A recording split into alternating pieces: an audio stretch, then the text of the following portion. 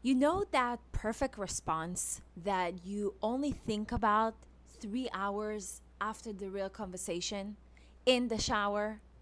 Let's fix this today. I remember a time where I worked in this office with a very, very toxic boss.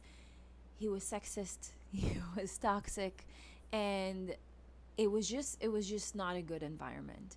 And I remember times where he would say like mean jokes and just remarks that would try to kind of shrink me and make me feel bad, which by all means I do not understand why people do it, but that's besides the point.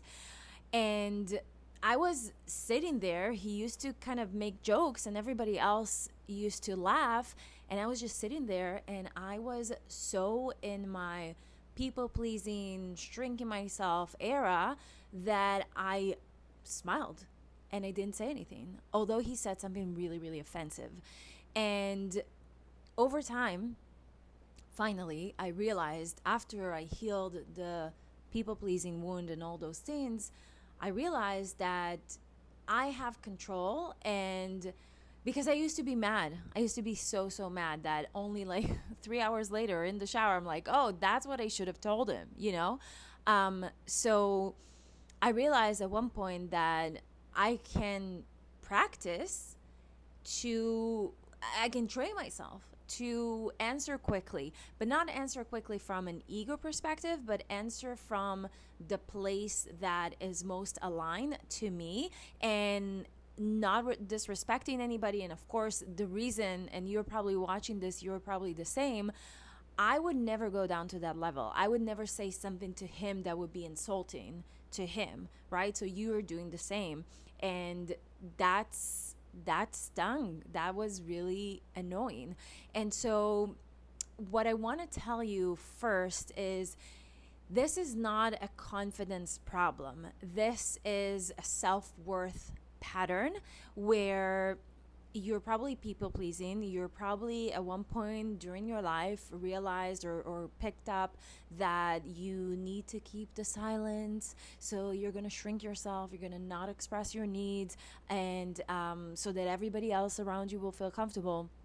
And then over time, what happened was you shrink whenever there's these type of situations. If it's a boss, if it's a friend, if it's your partner maybe, or somebody you're dating, or if it's at work, wherever it is, you're shrinking yourself. And then only then you're like staying up all night thinking about, oh, I should have told them this or whatever.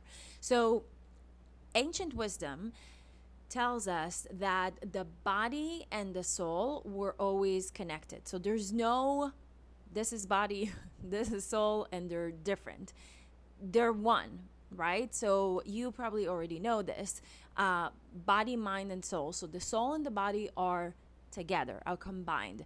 And whenever we go into those scenarios and this uncomfortable situations, we immediately think, because that's how we were taught and brought up, we immediately think, oh, it's a confidence problem. Oh, I need to fix it. So we try to fix it in the body. We try to embody self-confidence. I'm going to walk taller. I'm going to look differently, going to make myself look better, or whatever it is that you're trying to make yourself feel more confident in your body physically, rather than, listen to this, rather than addressing the self-worth wound or the self-worth. And the self-worth wound, by the way, is an old wound. It's not something that is serving you anymore. It's something that you're ready to let go of, and you just want to update your version to this version of you, the version of you that clicked on this video, that wants to elevate and wants to feel better and be more aligned and say whatever the freaking F you want to say without worrying that you're going to insult anybody, right? So the body and soul, so let's go back. So the ancient wisdom tells us that body and soul were always connected. So if the body and soul are always connected, we understand that it's not a confidence, it's not about body work, it's more about the soul work. So how do we fix that? I'm looking at my notes to make sure I got you. Okay, so how do we fix that? We don't fix it by trying to embody how to be confident and fake it till you make it. I hate this sentence. I hate when people say it because it's so not true, but that's beside the point now. So it's not about faking confidence. It's about going deeper into the wound, and not necessarily in the way you think it is. So the way that I teach also my clients, the way that I do it, the way it helped me do it is the one breath pause. And the one breath pause, it can have two versions. The first version is whenever a situation like this happens, and I'll take the boss example that I had earlier, right? So let's say I'm sitting in that room. I literally remember how the room looks like. Like it was yesterday, and it was 6 years ago. Horrible.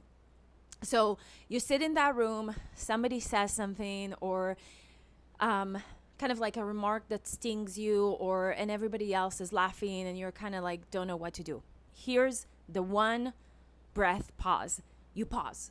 You literally pause. Like I know I said not physically, but you pause. You pause and you take a deep inhale and exhale. Even if people look at you funny, it doesn't matter. Then you take that pause and you ask yourself, deep inside, you ask, what is true for me now? What is true for me now? That question helps you answer or helps you react from the place of your soul, from the place of your higher self, rather than from an ego perspective, which would be, oh, you are a piece of I guess I can cuss here, but I don't want to. So instead of saying that to this person, you again, you pause, you take a breath, and then you ask, what is true for me right now? If nothing comes up, that's also okay. And by the way, I want to say that it's not going to happen in one day. It's going to take time. It's going to be practice, right? You need to practice it. And whatever comes up, allow it to be. Allow yourself to hold that. Allow yourself to even say that if you want and if you need, okay? So you're asking, what is true for me right now? And see what comes up for you. Because in the second step of this is, if you want, if you have time, if you're able to, go to a mirror. So that's what I did back then with that boss. I went to a mirror. I went to the bathroom. It was like 2 seconds away from that office. And I looked at myself in the mirror, and I did myself like the mirror talk. I did myself like, okay, what is true? What is true? What do you want to say? How do you want to react? Like what is that's coming up for you?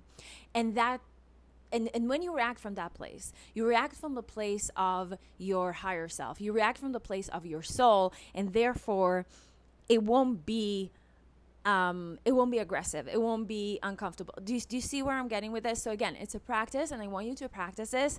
And really, I just want to tell you that you were never bad in these situations. You were never bad in conversations.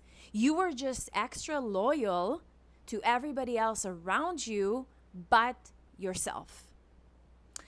If this type of video gave you value, worked out for you, you're practicing it, you're trying, it's working for you, subscribe, like this video, and stay tuned for more.